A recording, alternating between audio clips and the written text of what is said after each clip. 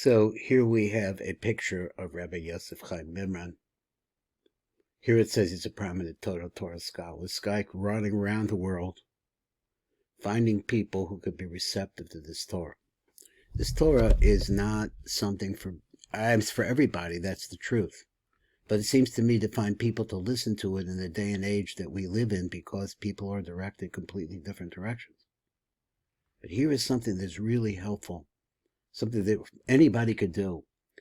I'm trying to work with this myself. Every day you have the possibility of unseen difficulties coming, either in your relationships, your business, your personal life, in all different kinds of ways, all the impacts that come out of nowhere.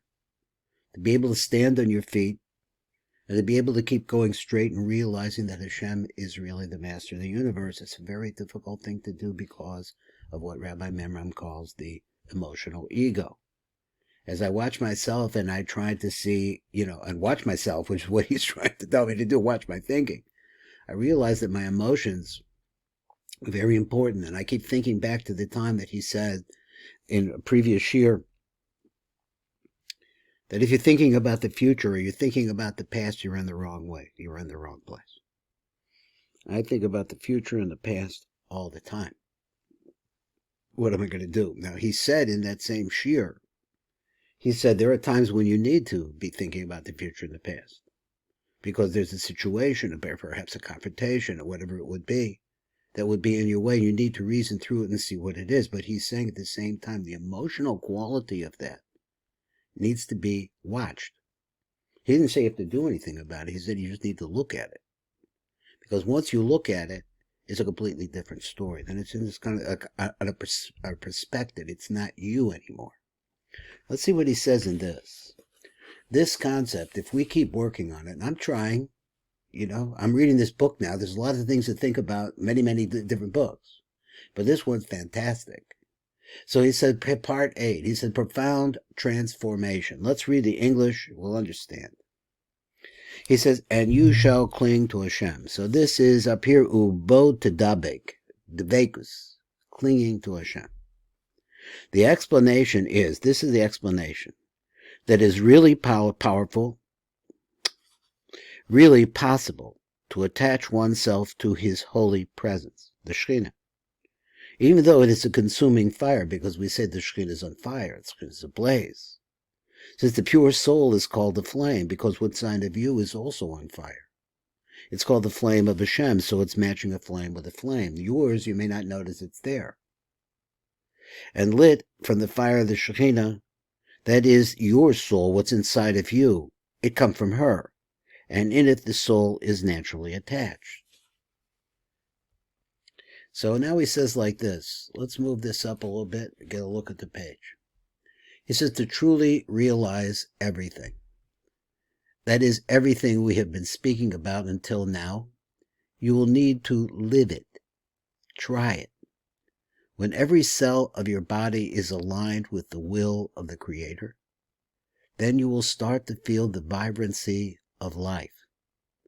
And when you can feel this underlying God current, this God current that energizes everything, that is, then it can be said that you are truly connected to God. So I was thinking that when he said that the Shekhinah is fire, and the flame that's within inside of us comes from her, I was thinking that this is the passion of trying to come close to Hashem. So he says tomorrow's bills are not the problem. The dissolution, I'm getting older, right? The dissolution of the physical body is not the problem. Loss of connection with your higher purpose in life, that's the problem. Or rather, the core delusion, I love that word, that turns a mere situation, event, or emotion into a personal problem and into suffering. Loss of true focus is loss of being connected on high. To be free of ego is to be free of the psychological need of the past for your identity and the future for your fulfillment. Let's look at this again. Your ego says that you have to be somebody in the future.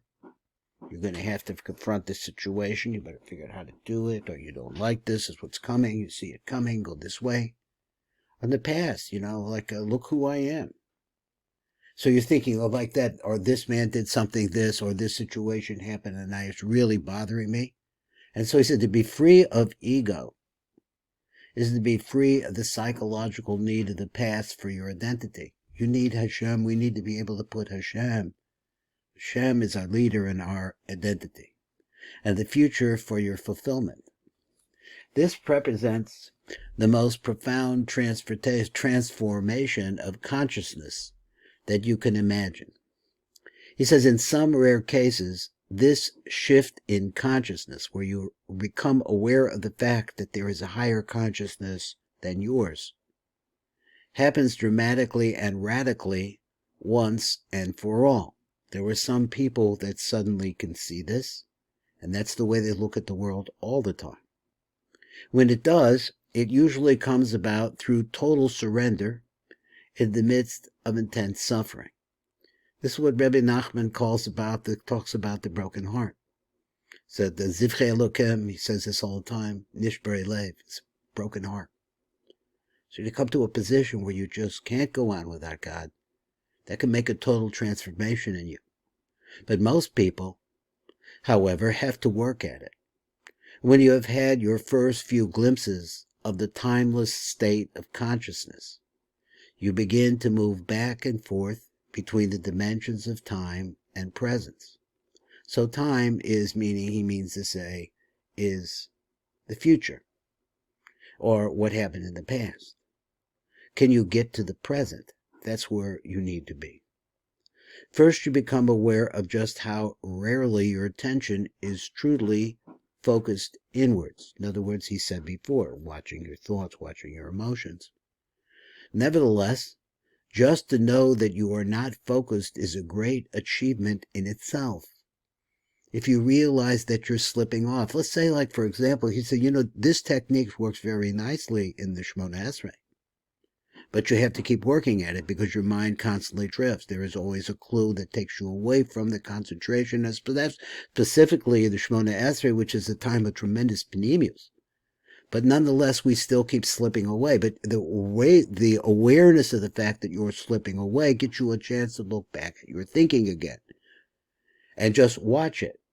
Nevertheless, just to know that you are not focused is a great achievement in itself. Even if initially it only lasts for a few seconds and then you're blown away, and before it lost again, you get blown away. Then with increasing practice, though, so you do it again, and you do it again, and you do it again, try to get it back. You can choose to have the focus of your consciousness wherever you realize that you had lost it.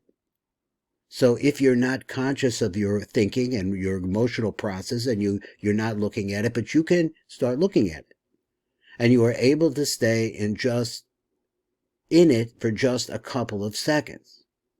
But then you could go for longer periods. Now this last sentence I don't really understand, but he says the longer periods as is perceived from the external perspective of time. I guess he means in terms of perspective is what you do normally, where you are normally, but you keep bringing this back into perspective. So that you're in one place, you're in the future, you're thinking about what's going to happen, that you could bring it back. Or you think about, this happened and it's just, what am I going to do about it, and it's real, You could go that way too, but then you can bring it back. Well, anyway, that's the share for today. I just find this just something that I want to work on. One of the better ideas that I've seen. I have known from one of the rabbis that I learned so greatly in Breslov from Rav Schick, where he talks about the realization, some of the same ideas. It's really the same ideas. You realize that Hashem is behind everything that's happening in your life, and he's not fooling around with you. But that recognition itself is something, but you could lose it again. You're trying to get it back. Keep looking at what you're thinking and what you're doing and where Hashem is in relationship to this. And this is Baruch Fleischman at the Tikkun Elevator Kollel, and saying this year also on the Dvekas Network with Rabbi Mimran.